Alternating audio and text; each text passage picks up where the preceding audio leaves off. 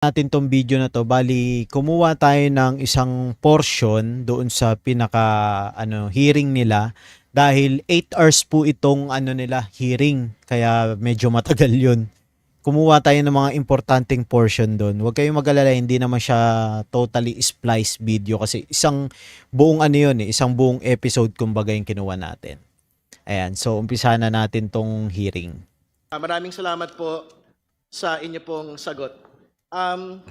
Very important po na maglinaw ho tayo doon sa mga binabanggit po ng ating pong Pangalawang Pangulo patungkol sa inyo. Kasi very specific yung pong kanyang binabanggit sa kanya pong complaint affidavit laban sa inyo in the perjury case na hindi niya po kayo kilala, wala po daw kayong relasyong personal at wala po kayong relasyong professional. Ano po yung totoo sa bagay po na ito? Do you deny this particular general statement of the Vice President? Alam nyo, ang masasabi ko dito, kasi kapag campaign, lahat yan ina-approach talaga ng politiko.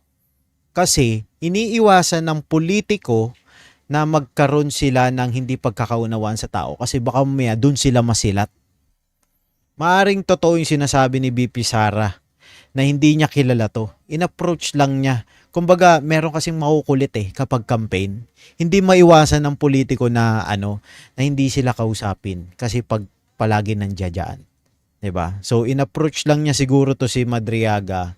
Ayun, napasama pa yung approach, napagbintangan pa na magkakilala sila, 'di ba? Hindi po totoo 'yun, Madam Chair. Ano po yung pinakabatayan po ninyo para masabi na hindi po totoo ang sinasabi ng Pangalawang Pangulo? Una, na hindi niya kayo kilala. Pangalawa, na wala po kayong professional or personal relationship. Una po, Madam Chair, marami pong makakapagpapatunay na mga opisyal sa gobyerno at mga kasama namin sa isip na mayroon kaming mga naging pagpupulong. Bukod pa po dito, mga meeting po lalo na nung eleksyon, na halos kasama ko siya 24 hours. 24 hours. Diyos ko, 24 hours.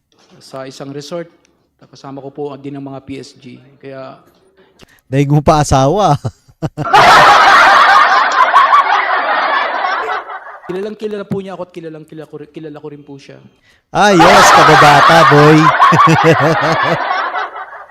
Honorable Ridon, if I may interrupt. Yes, Madam Chair. Kanina po, Mr. Madriaga, you made mention Eto na. Tignan nyo. Gina-guide nila si Madriaga. Nakalimutan yata ni Madriaga yung usapan . of pictures attached to your supplemental affidavit. Meron ho ba itong kaugnayan doon sa pinupunto nyo Yung pictures daw. na kayo'y personal na kilala ng Vice Presidente?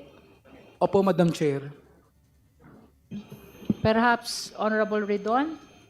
Actually, dapat, kung totoong galing to kay Madriaga, siya mismo magsasabi. Katunayan po, may mga picture po ako na gano'n. Confident ka. 'Di ba? Parang lutang kasi siya ngayon rito 'di ba? Mapapansin natin. We can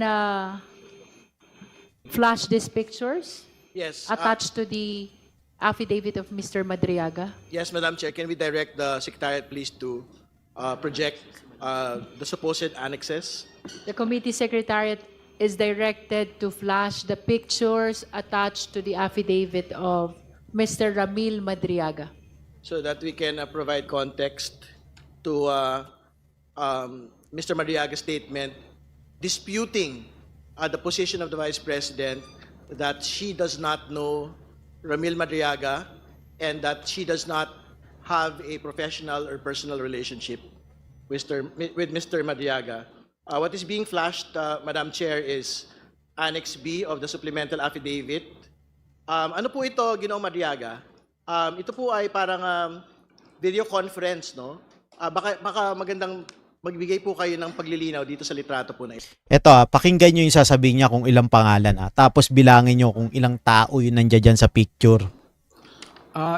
Pakinggan yung mabuti. Yung buong election campaign po, madalas po kami nag-video conference, nag-update kami At sa ganitong pagkakataon po, may ilang abogado po rito na mga lawyers ng ISIP. Ako, si Attorney Ryan Kilala, at si BP Sara lang po ang nagsasalita. Yung mga members po ng ibang region, hindi naman po sila nagsasalita. Nakikinig lang sila, nanonood lang sila, pero kami lang po, 4 o 5 lang ang nag-uusap tungkol dun sa activity sa campaign. Bakit nyo sinali kung di naman pala nagsasalita? Ang alam ko kasi, kapag ka meeting, dapat lahat yan nagbibigay ng mga nabivisualize nila para makatulong sa team. 'Di ba? Tama naman, 'di ba? Kasi kaya nga meeting tapos 4 lang kayo magkukwentuhan. Kalokohan yan. Nako, Madriaga. Well, marami pong, Mr. Madriaga, marami pong mga tao, no? Ayan ah. Ayan ah, sila na nagsabi, maraming mga tao.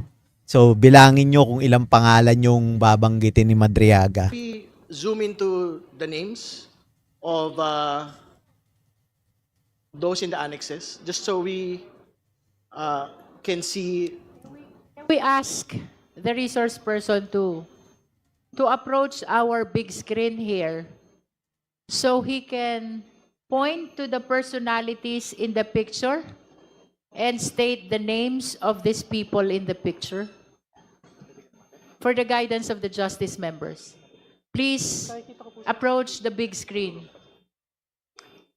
Kindly provide a microphone to Ramil Madriaga, Comsec.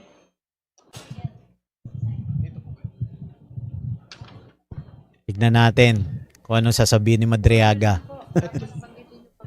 Ito po si, nakalimutan ko na po yung pangalan, pero di taga rito.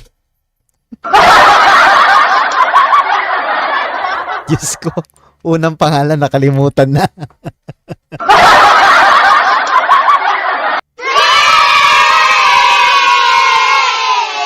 Lang po siya sa Cubao. May-ari ng isang security agency, yung commander. Napaka-imposibleng hindi mo kilala yon. May-ari ng isang security agency.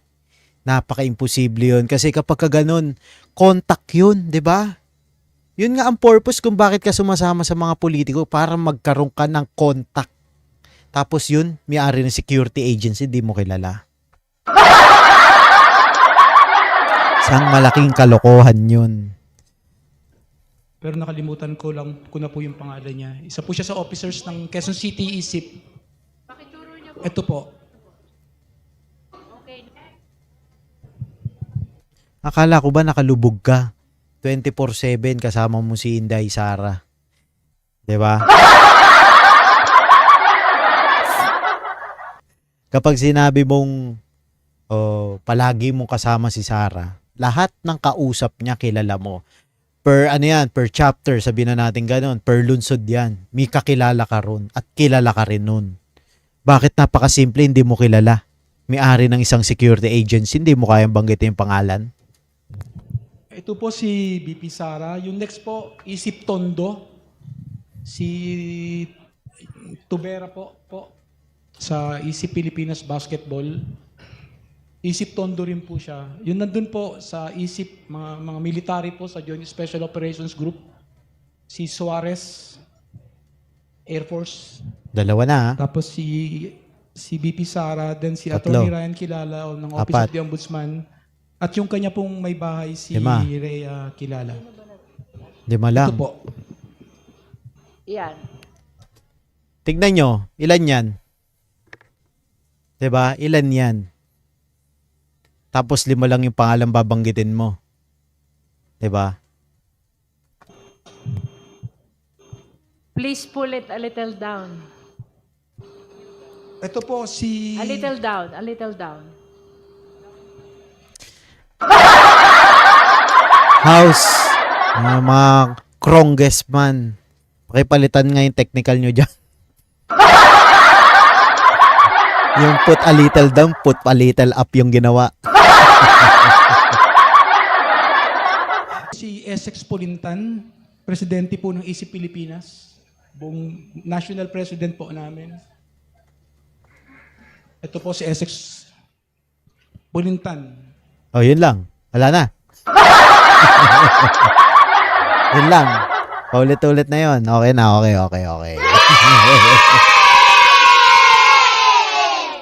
Tapos si Sino po yan? Essex Pulintan po. Lord Essex Pulintan.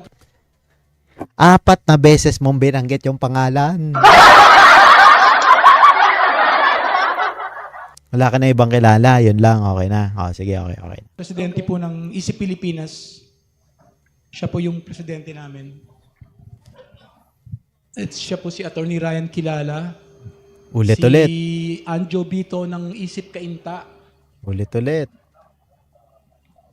Ito po, hindi ko po kilala kung Yun! Hindi mo kilala. Ano ba ito? Tumatama yung mic. mukhaan kasi marami po sila. Ito po sa ISIP Ladies. Sino? Nasaan po kayo dyan? Teka. Kinat na agad kasi hindi nakilala. Siya na yung tinanong kung nasaan siya dyan. Yun po naman sa red seat po, nasa loob ng sasakyan. Akala ko nasa Red Sea. Kayo po yung nasa dulo. Opo, yun nasa naka-black po.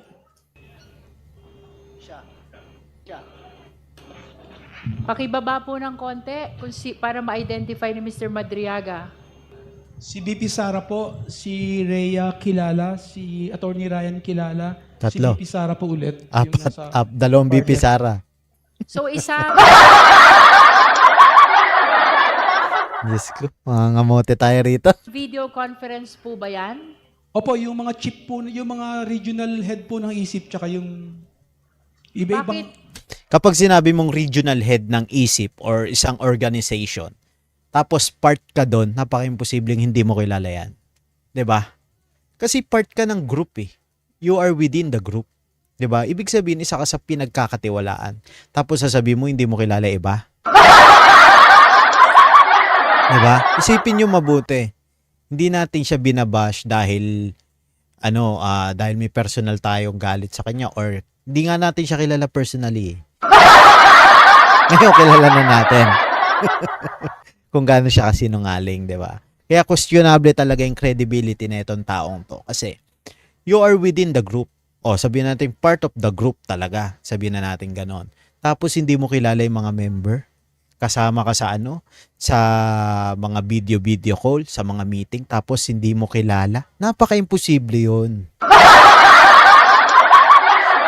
Maaring yung mga ibang taong bayan na walang alam sa takbo ng politika, lalo-lalo sa campaign, hindi nila alam yung mga ganyang bagay. Pero kasi yung sinasabi mo, kagaya namin, alam namin yan, napaka-imposible.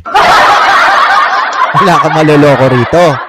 Bakit po ang dami ng pictures ni VP if that is just one? Siyempre naman. Campaign yan eh. Talaga maraming picture dyan at nagpapapicture. Video conference. Isa lang ho ba yan o maraming video conference Kanina ang sabi niya, isa lang raw yan. yan? Hindi ko po alam kung... Yun tayo. Di niya raw alam. Di niya nga ni alam. Sa Facebook po yan ng ISIP Pilipinas nila nakuha. Hindi mo alam tapos nag-assume ka na sa Facebook isip yan ng Pilipinas nakuha. Eh ang picture na yan. Diyos ko.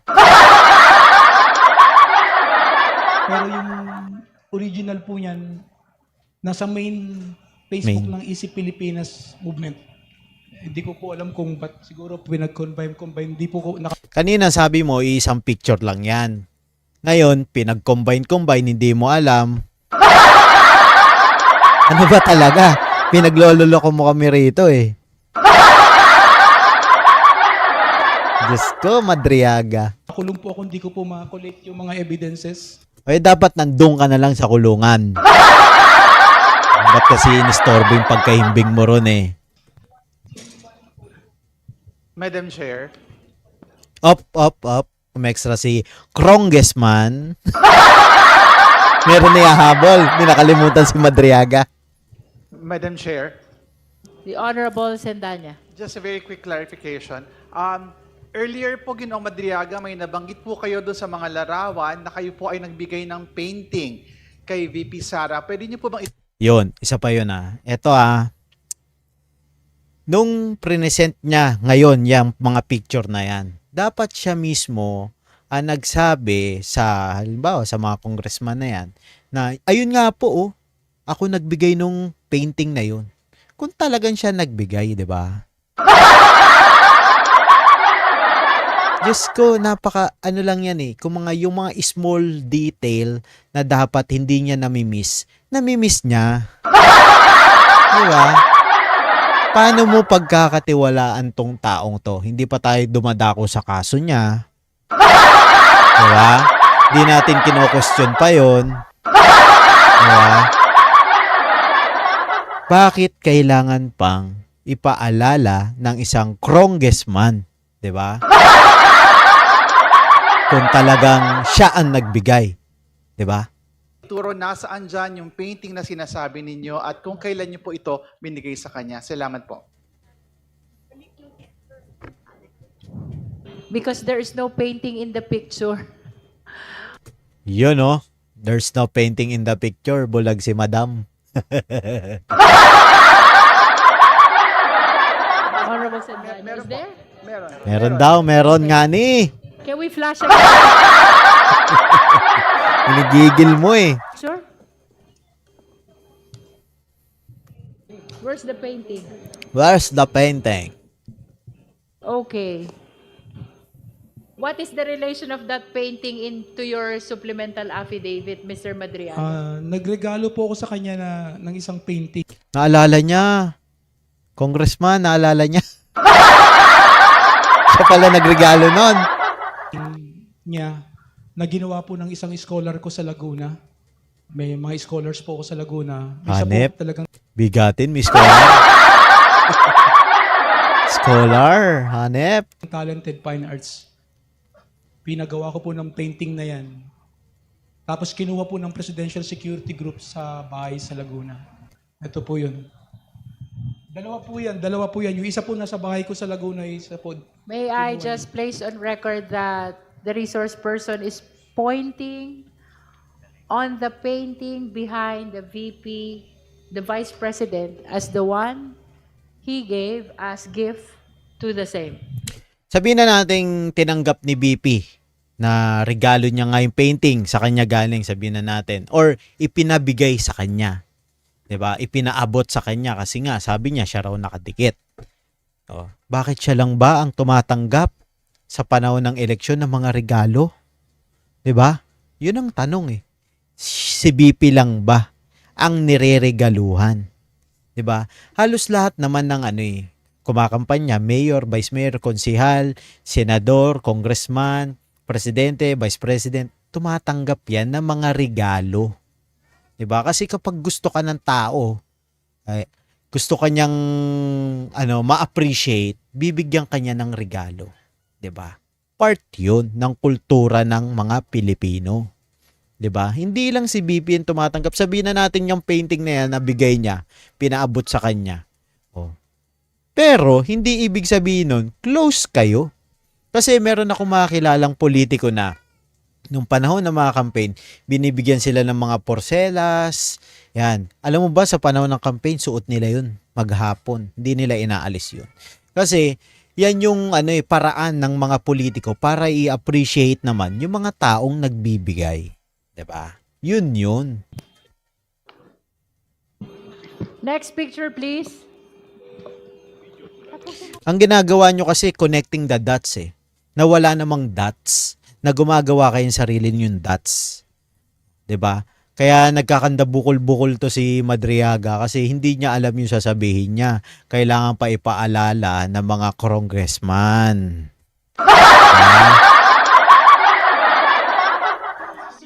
Yan na. Next picture daw. Ay, sayang. Hoy, huwag kayong maingay. Huwag kayong maingay dyan sa likod ng camera. Rinig ko kayo. Ang ingay nyo, hindi na pa kayo Ipaliwanag po ito. Kasi for the record, Madam Chair, Teka. Babasahin niya muna. Di nga niya alam Papaliwanag niya pa. I think yung isa sa mga main pagkakasangkot no ni Mr.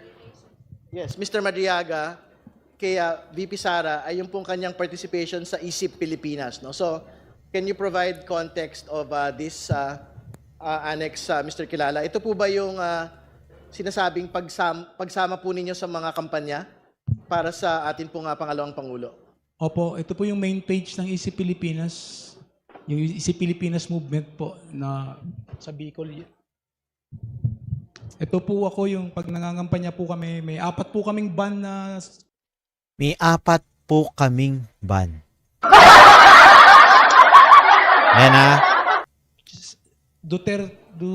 Champura Duterte na umiikot po buong Pilipinas, iba-ibang region. Ako po yung Okay po. may-ari. Alright. Punta ko sa Annex E. I think ito po ay dagdag pong mga litrato na inyo pong pag-ikot. Cheers. Ito na, panoorin nyo to, panoorin nyo.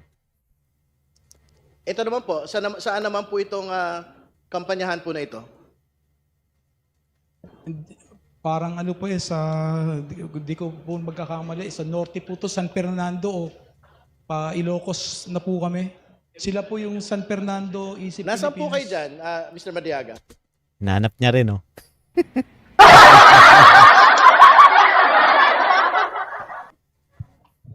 Hanap. Ako Wala, po wala. yata yung nagpicture sa kanila pero may ibang kuha po ako. Aray ko!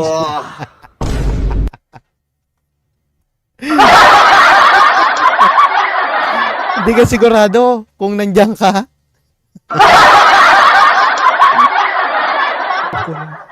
Okay. Pumunta ho tayo sa Annex D4. Next page. Ay nako, Madriaga. Pinatatawa mo kami rito.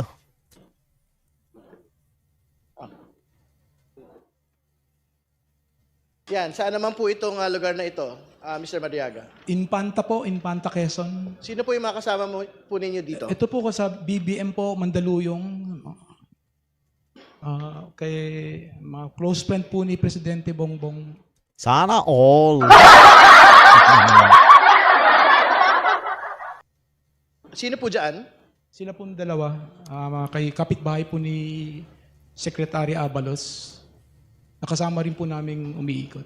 Meron po kayong pangalan nila? Kahit yung Nakalimutan pangalan. sa Facebook ko po kasi tinag ko sila. Hindi ko po We can proceed to Annex D5. Sa Pampanga po, sa Lubao, siya po yung presidente ng Lubao Isip. Sa Lubao, Pampanga po. Sa Meron ano po kayong to? Sa- pangalan?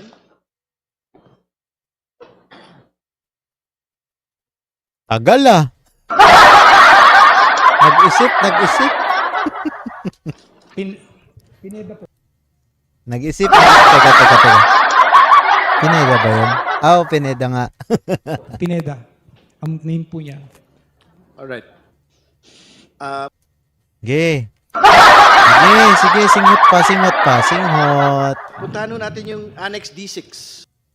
For the record, the annexes under D are mostly campaign. Alam mo, dito sa ginagawa ni Madriaga, halatang hindi siya confident sa mga sinasabi niya. Mapapansin mo sa kanya na parang may pagkalito sa mga pahayag niya, 'di ba? Parang late na siya na briefing about sa mga sasabihin niya. Diba? Mararamdaman mo kasi yung kapag nakipag-usap ka sa tao, mararamdaman mo yung sinseridad eh. Yung instinct ng tao yun, hindi mo matatanggal yun kasi nasa atin na yun. Natural born. Mararamdaman mo kapag ka nagsasabi ng totoo yung tao. 'Di ba? So, kung kayo mag-decide kung anong sa tingin nyo yung sinasabi ni Madriaga. Pero sa akin, questionable yung credibility niya. Kasi hindi dahil sa may kaso siyang kidnap for ransom. Pero halatang scripted, halatang pambabagsak lang yung ginagawa ni Madriaga dito. Pictures po, Madam Chair. Right. We can go to Annex E.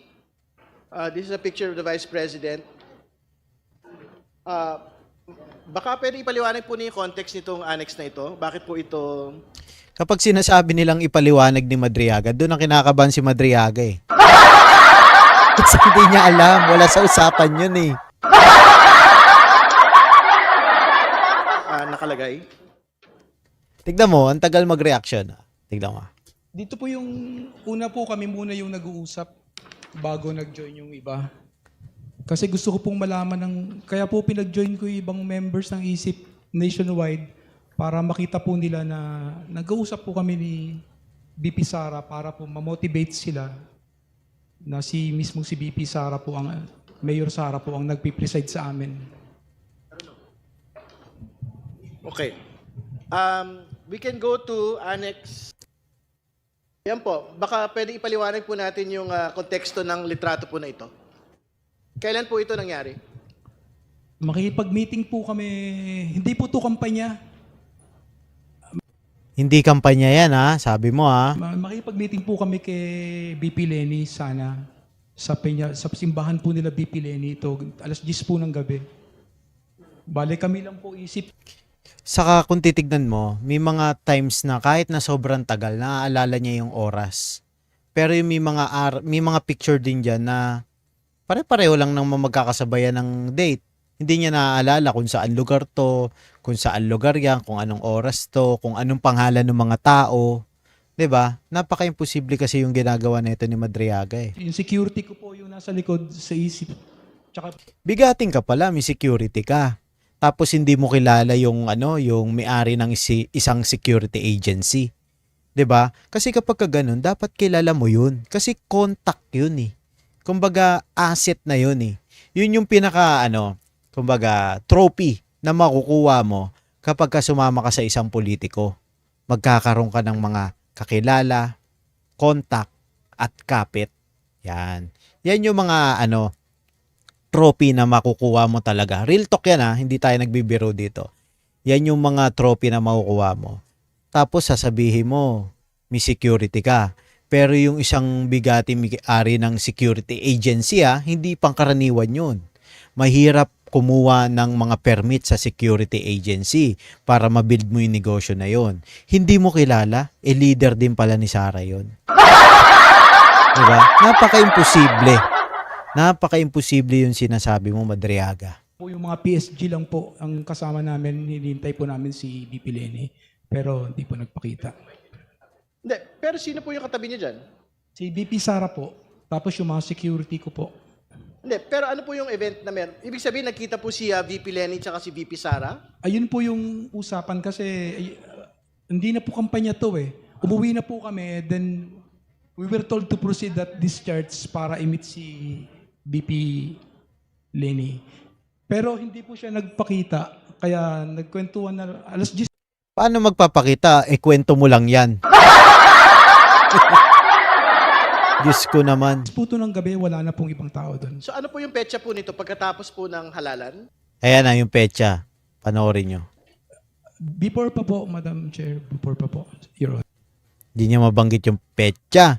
Tapos sasabihin niya, before pa yan.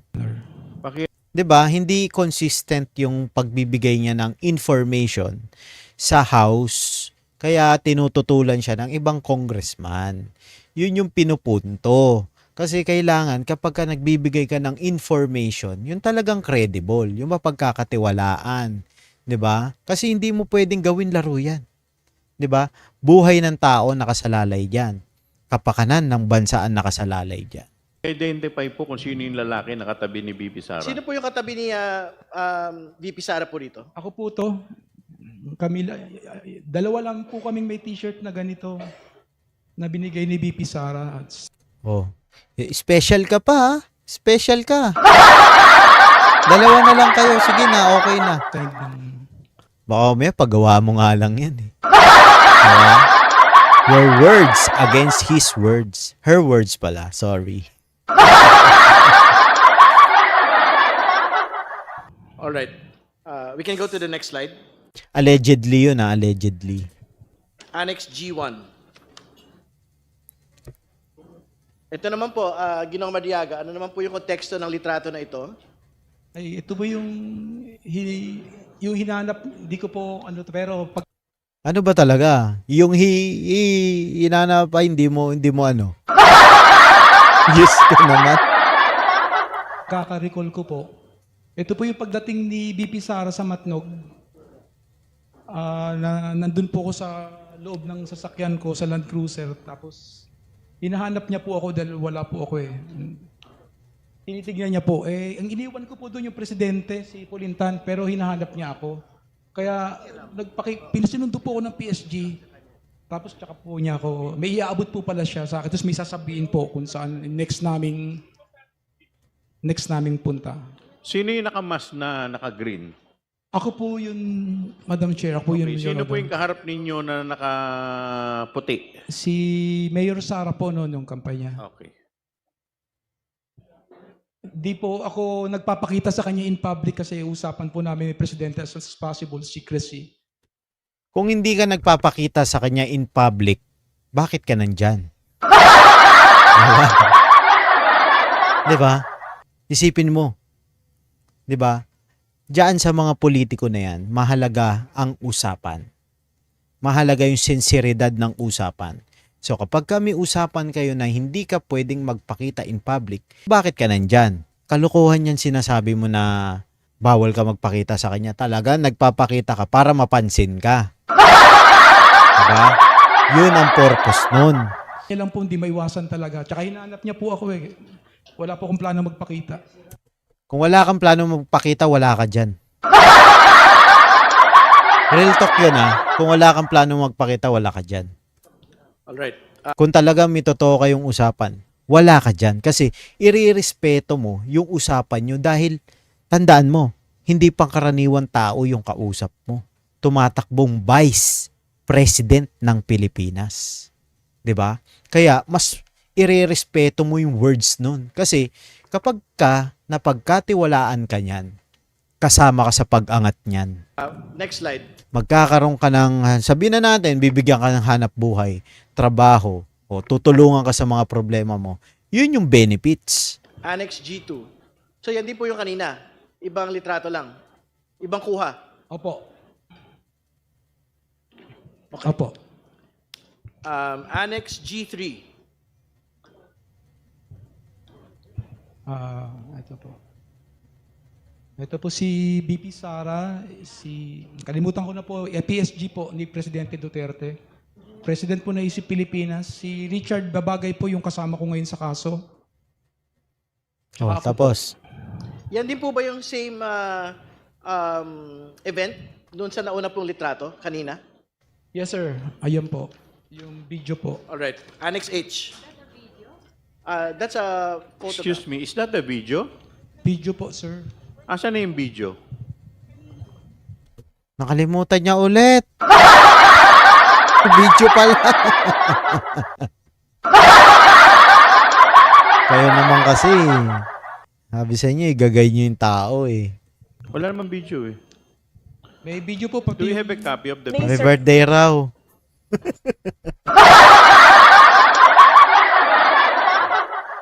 May video po ba yun? Ato. Alam mo yung mga kakilala kong ang politiko eh. May nagpapa-video greet sa kanila. O isa-isay nila yon. O happy birthday sa ganito, wish you all the best, God bless, ganito ganyan, etc. Pero hindi ibig sabihin nun, close sila dun sa tao na yon. Diba? Kasi yun, nire-respeto lang nila yung mga taong yun dahil yung mga taong nagpapa-video greet sa kanila, humahanga sa kanila bilang public servant. Yun kasi yun.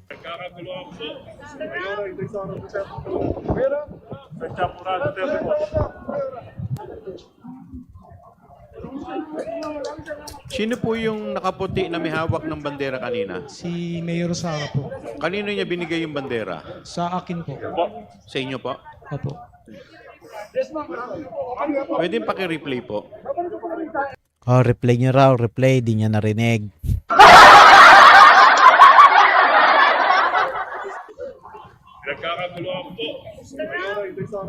Saram! Sino sumigaw ng Sir Ram? Sino po yung sumigaw ng Sir Ram? Alam ko na alias mo. Sir Rambuto, no? Hindi ko po alam. Di niya raw alam kung sino sumigaw ng Sir Ram. Tanong ka kasi ng tanong eh. Mga Isip Pilipinas Bicol. Ay, si BP Sara po. Ayun, kinindatan. Sabi mo si Bibi Sara, sabi mo si Bibi Sara. Yung Kayo naman, binibigla nyo kasi yung tao eh.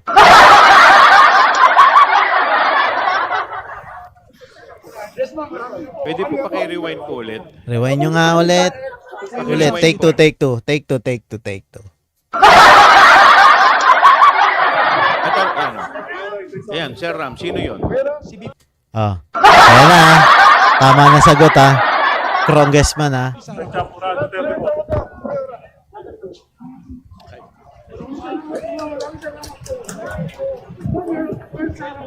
Sino po yung Sir Ram na tinatawag niya?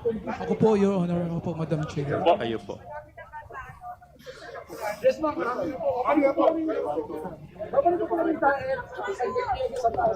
For the last time, can we replay it?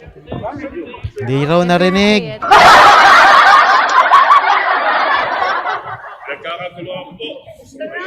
Sir Ram!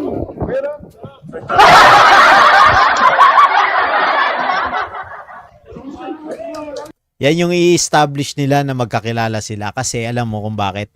Tinawag ni BP Sara eh. Diba? Tinawag eh, establish nila yun. Ay, oo nga, magkakilala silang dalawa. I wish to place on record that there is a voice Oh, di ba? Sabi sa inyo eh, pe-place nga nila sa record machine eh. which says, Sir Ram, Sir Ram! the video shows the Vice President handing the flag to Ramil Madriaga. And Sabi ko nga sa inyo, it doesn't mean na kapag tinawag ka, kilala ka na personally. Kasi diyan, bilang pagrespeto sa'yo. 'Di ba? Halimbawa ako kilala rin naman ako eh, pero hindi nila ako kilala personally, hindi kami magkaibigan personally. 'Di ba?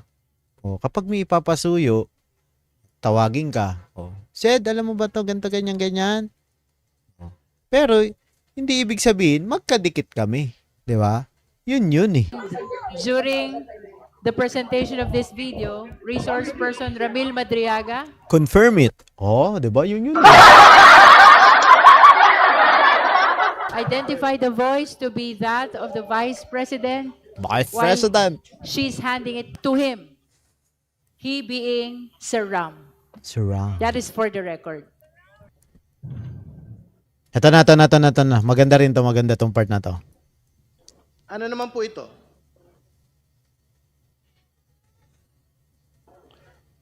Hindi ko na po pero ito po Hindi nga niya maalala. yung sinabi sa, ay opo, Ay, opo, naalala na. Alala niya kasi kayo eh, mamadali kayo eh. Nagpapasalamat lang po, Madam Chair, si BP Sara. Saan po siya nagpapasalamat? Sa akin po, ito po, Dear Dr. Madriaga. Sentool yata yan eh. Di ba? Sentool yata yan. Sa lahat naman talaga magpapasalamat yan. Siyempre, lahat ng supporter, pasasalamatan yan. Pati nga taong bayan eh. Di ba? Diyos ko. Bakit po siya nagpapasalamat sa inyo? Oy, Redon. Bakit nga ba? Yung sa pag-attend ko po sa inauguration niya. Hanep. Mabangis. Alright. Okay. Annex, this is the last picture. Ito na. Maganda rin to. Maganda rin yan. Panoorin nyo ah. Yan naman po. Ano po ito? Sa Bicol po yan, Yun. Di na niya alam kung nasaan na siya kasi buong Pilipinas sinikot niya eh. Ayun, kitang-kita may Bicol oh. yung ban po ng Bicol yan kasi nakamags po iba Hoy, yung mags na napansin. Aray ko. po yung sa akin dala ko. Iba-iba po ng gulong eh. Kaya Okay, mayaman. Okay. hindi po, nasa ibang sa Bicol po yan o sa Ba't di ka sigurado? Bicol ba o Naga? Kulit mo ah. sa Naga. Sa Naga po o Camarines. Yung isip po doon, may sarili rin po silang ganito. Ang tinatanong, saan yan? Wala kami pakialam sa van. Apat po yung binili kong van para Okay, ikaw na mayaman. Thank you. Frances. So ayan, kakatapos lang yung ginawa nating discussion about sa impeachment hearing sa House of Representatives against BP Sara. Ayan. So, tinignan rin talaga natin yung credibility ni Ram Madriaga. Kung titignan nyo, napaka-inconsistent niya. Unang-una pa lang. Hindi niya alam yung mga sinasabi niya. Kailangan pa siya i-guide ng mga congressman, 'di ba? Kailangan pa ipaalala sa kanya kung saan to, kanino mo binigay ito, ikaw ba nagbigay nito. Ayan, hindi siya talaga credible sa mga sinasabi niya. At merong isa ron na hindi ka panipaniwala. Nasa circle ka ni BP Sara, tapos hindi mo kilala yung mga kasama mo. 'Di ba? Napaka-imposible 'yon. Kasi alam mo, trophy yan eh kapag sumama ka sa campaign. Makikilala mo, magkakaroon ka ng mga contacts. Yan, trophy yan. Kaya ikaw napaka-imposible, hindi mo kilala. Hindi mo kami maloloko. Ayan, so hanggang dito na lang. Nagpapasalamat nga pala ako sa lahat ng sumusuporta at patuloy na tumatangkilik ng ating content. Ayan. So magkita-kita po tayo sunod. Hanggang dito na lang. Bye-bye!